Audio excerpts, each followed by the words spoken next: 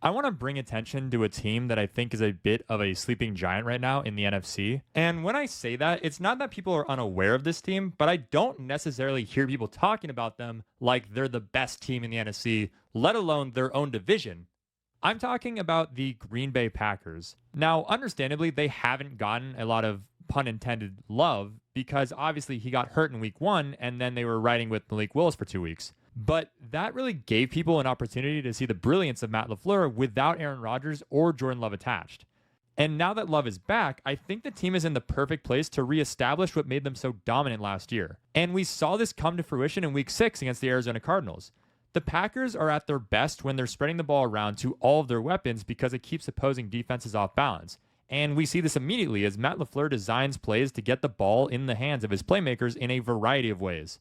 LaFleur does a great job scheming guys open, and we can see that here as they run this wide receiver motion and swing out of the backfield to get a pass to Jaden Reed early in the game. And later they run this same motion, getting the entire defense moving one way when we see that Jordan Love's eyes are on the opposite side the entire time.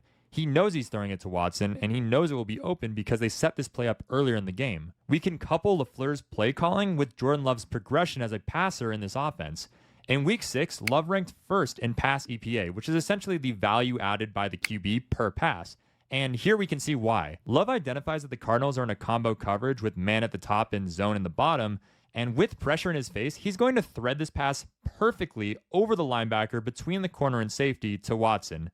This is just unreal accuracy, and even more insane when you realize that Love threw this almost like a jump pass, which is another thing I don't think gets enough credit in his ability to make off-platform throws. We can see this later in the game on this touchdown where the Cardinals blitz gets home, and Love hits this fadeaway pass to the corner of the pylon where only Dobbs can get it. And Dobbs makes an incredible play of his own, but this pass is just so ridiculous. It's fully on a Mahomes type beat of unreal and otherworldly. Now pair all of that with the fact that the Packers are second in rush yards per game this season and first in total turnovers with 17 on defense.